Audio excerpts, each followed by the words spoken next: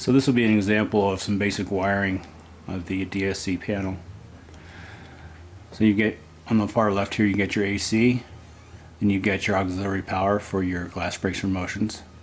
You have a bell circuit here, positive and negative for the siren, and you have to use this resistor here that comes in the kit, and it's the one with the brown, black, and red.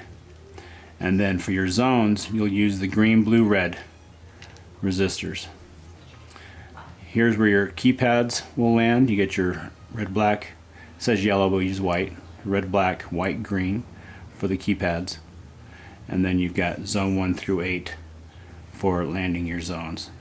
Windows, doors, motions. You've got a motion here on zone 2, and then so it's zone 1 common, zone 2, zone 3 common, zone 4. So the common will share the resistor between zone 1 and also zone 2.